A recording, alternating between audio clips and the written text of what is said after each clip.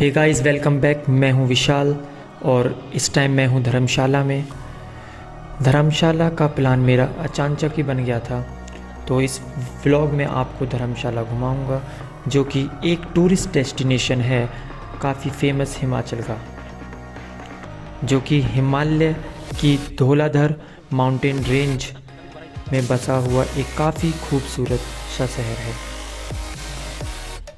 तो इस वीडियो में आपको धर्मशाला तो दिखाऊंगा ही, साथ ही में आपको अपने बजट भी बताऊंगा, मेरा कितना खर्चा हुआ, मैं यहाँ कैसे आया। पठानकोट के लिए मैंने वोल्वो की, जिसका कॉस्ट था 900 रुपीज़, जो कि मेरी जर्नी की सबसे ज़्यादा महंगी टिकट थी। और मैंने जो अपना टिकट बुक किया था और मैंने जो अपने टिकट की बुकिंग की थी वो रेड बस द्वारा की थी। अगर मैं बस की टाइमिंग की बात करूं तो दिल्ली से रात के 10:15 पे चली पड़ी थी। दिल्ली से रात को 10:15 पे चल पड़ी थी और इसने सुबह मॉर्निंग 9 बजे पहुंचा दिया था पठानकोट।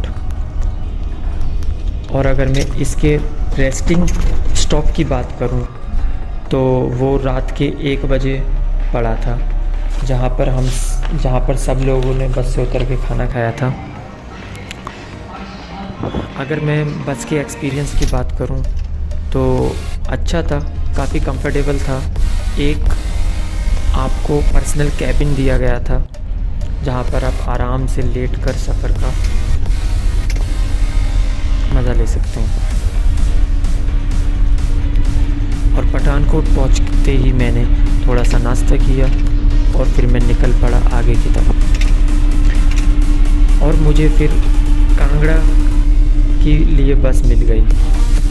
कांगड़ा जो है वो डिस्ट्रिक्ट है हिमाचल प्रदेश में, जिसके अंदर धर्मशाला शहर पड़ता है।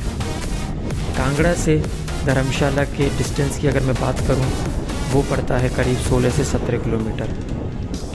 और पठानकोट से धर्मशाला के लिए जो बस का टिकट है वो है 200 रुपये। और कांगड़ा बस स्टैंड से हर 30 मिनट पे आपको धर्मशाला के लिए कोई ना कोई बस जाती हुई ज़रूर मिलेगी। तो आखिर में 2 बजे के करीब धर्मशाला पहुंच गया। और बस स्टैंड से 100 मीटर वॉकिंग डिस्टेंस पे मुझे मिला एक सुपर डीलक्स रूम। और अगर मैं रूम की बात करूं तो अच्छा था। और अगर मुझे कोई चीज़ सबसे ज़्यादा अच्छी लगी वो थी यहाँ से दिखने वाले व्यूज़। जो इस रूम की बालकनी थी, यहाँ से पूरा जो माउंटेन का जो व्यू था वो एक अलग ही लेवल का दिखाई दे रहा था। इतना खूबसूरत नज़ारा आप खुद देख सकते हैं।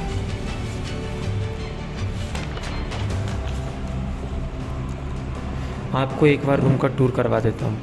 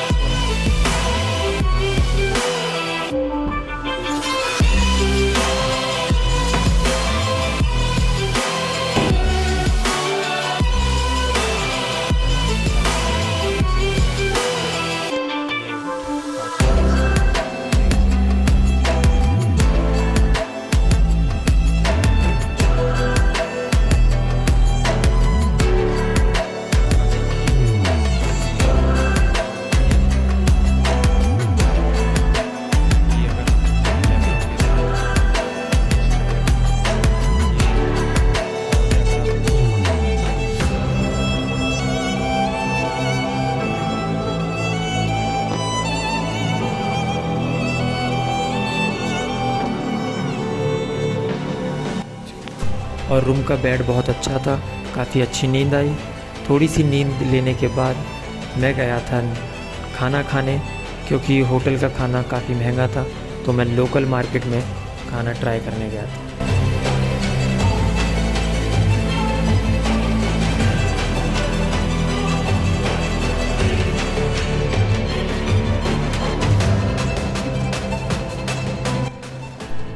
खाना खाते ही मैं गया बस स्टैंड और कांगड़ा बस में बैठ गया, क्योंकि मुझे जाना था एजुकेशन बोर्ड, जहाँ पर है आपका क्रिकेट स्टेडियम और वार मेमोरियल, जो दोनों चीज़ मुझे देखनी थी, इसलिए मैं जा रहा था। और सबसे पहले जो साइट मैंने विज़िट करी थी वो थी क्रिकेट स्टेडियम। जैसा कि आप देख सकते हैं, ये इसका एंट्रेंस है, दिखने में कितना खूबसूरत लग रहा है। इसके अगर पूरे नाम की बात करूँ तो स्टेडियम का पूरा नाम है Himachal Pradesh Cricket Association Stadium, HPCA stadium.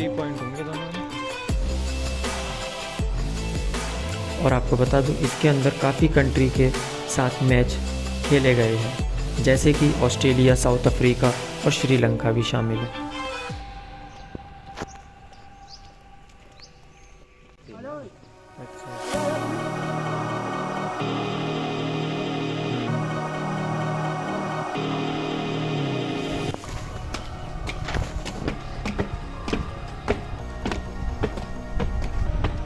कितने लोगों की कैपेसिटी होगी इसमें वैसे बैठने की?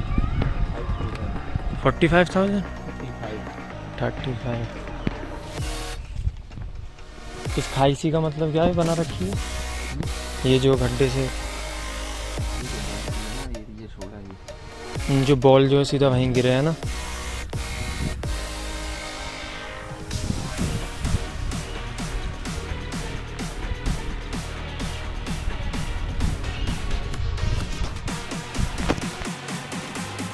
ये जो आप देख रहे हो ये बर्फ़ के पहाड़ हैं जो धौलाधर रेंज में आते हैं। क्रिकेट स्टेडियम के बाद मैं सीधा गया वार मेमोरियल।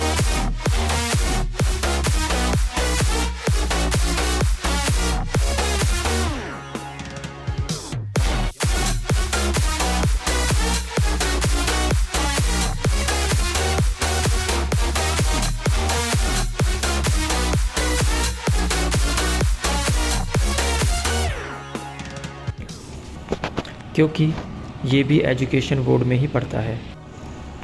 और अगर मैं एजुकेशन बोर्ड की बात करूं तो ये धर्मशाला से 1-2 किलोमीटर पहले पड़ता है। तो आप धर्मशाला आ रहे हो तो अगर आप धर्मशाला आ रहे हो तो इसे देखते हुए ज़रूर आएँ पहले।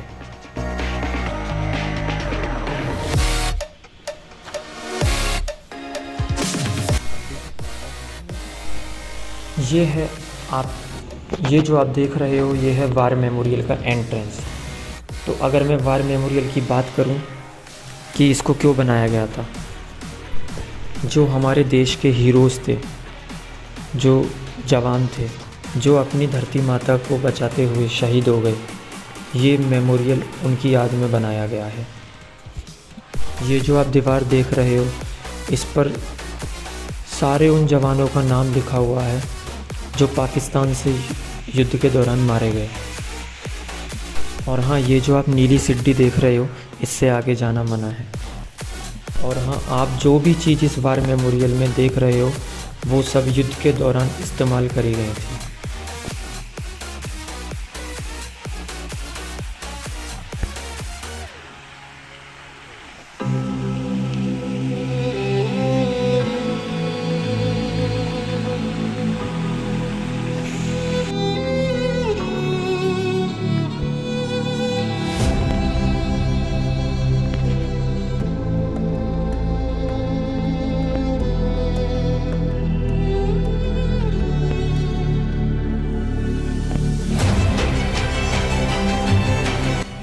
आप यहाँ पर फ़ोटोग्राफी भी कर सकते हो, जो कि एक बिल्कुल अच्छी चॉइस रहेगी।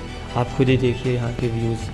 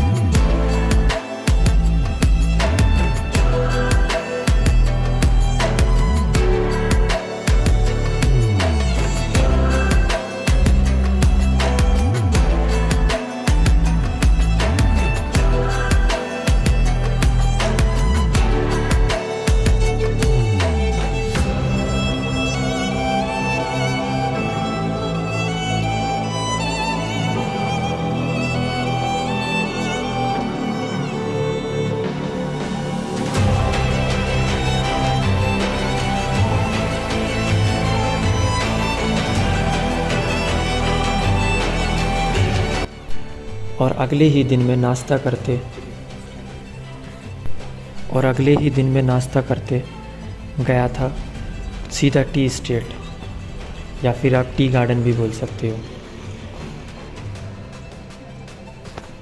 ये मेरी जर्नी का बेस्ट पार्ट था, क्योंकि मेरी बचपन से ही इच्छा थी कि मैं चाय की खेती देखूं, तो जो कि आपको यहाँ टी गार्डन में देखने को मिलेगी। आप खुद ही देखिए।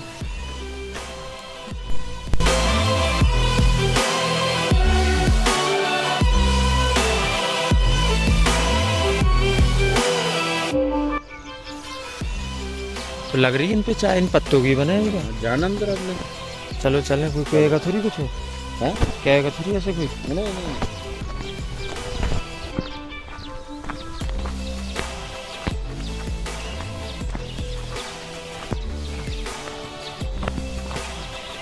दोनों अलग अलग मालिक की होंगी। जो पालमपुर वाली है वो अलग की है। तो पालमपुर जाने की जरूरत क्या है, जब यहाँ घूम लिए। वहाँ भी चाय है, यहाँ भी चाय। टोटल वहाँ पे एक ही चीज है, चाय का बगान है। बाकी तो वो यहीं देख लो। वहाँ क्या मंदिर है बस। वो मंदिर आपको अभी घुमाने थे। खुशबू वगैरह ना रहती इसमें चाय की कैसे? नहीं सूखी में आती है ना। पत्तों की बनती है, कोई बीज लगता है यहाँ पे? बीज लगता है बीच में, पत्ती की बनती है। ये लगा देखो,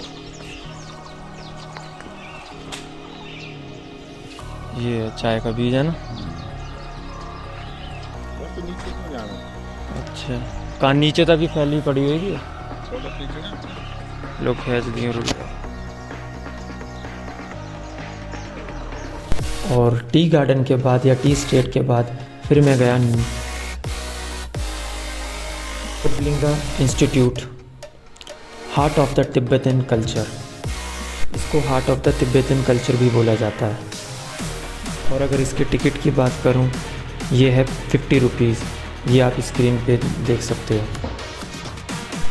जैसे कि मैंने बताया था, ये तिब्बतन कल्चर का हार्ट माना जाता है, यानी कि दिल माना जाता है तिब्बतन कल्चर का।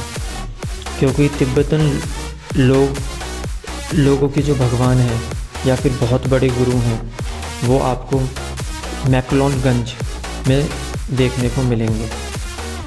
उनका बहुत बड़ा यहाँ पर दलाई लामा टेम्पल है मैक्लोडगंज में, जो कि आप जाके देख सकते हो। इसी की वजह से यहाँ पर आपको तिब्बतन कल्चर भर भर के मिलेगा हर जगह पर। और हाँ, ये जगह वाकई बहुत अच्छी है। यहाँ पर सड्डा हक सॉन्ग जो गाना है, रणबीर कपूर ने गाया था रॉक स्टार मूवी के अंदर 2011 में जो आई थी, उसकी शूटिंग यहाँ पर भी हुई थी। ये उसकी एक शूटिंग साइट थी गाने की। और हाँ, एक बात माननी पड़ेगी कि ये जो तिब्बतन कल्चर है, इसके अंदर आपको शांति बहुत ज़्यादा मिलेगी। बिल्कुल भी आपको शोर नहीं मिलेगा, आप खुद देख सकते हो।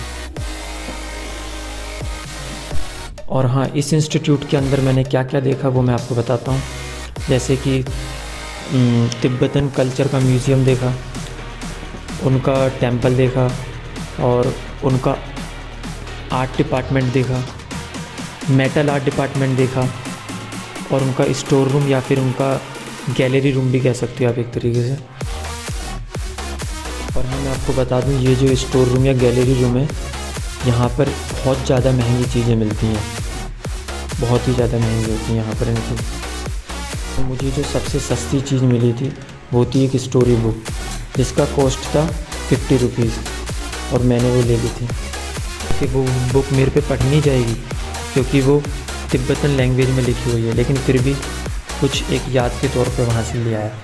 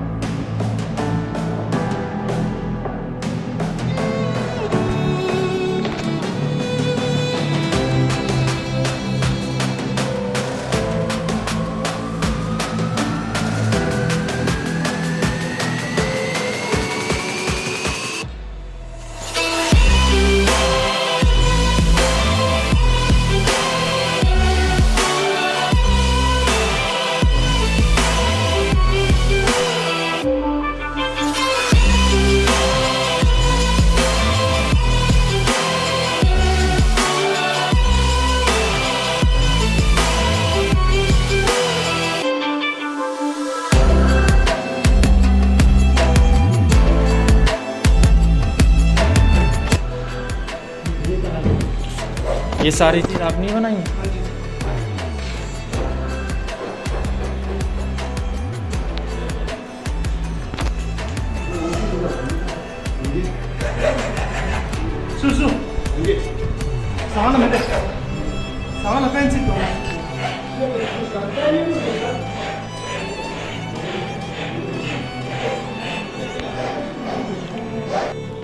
तो इस सब के बाद मैं गया श्री अगनझार महादेव शिव टेम्पल, जो कि बोला जाता है 700 साल पुराना भी।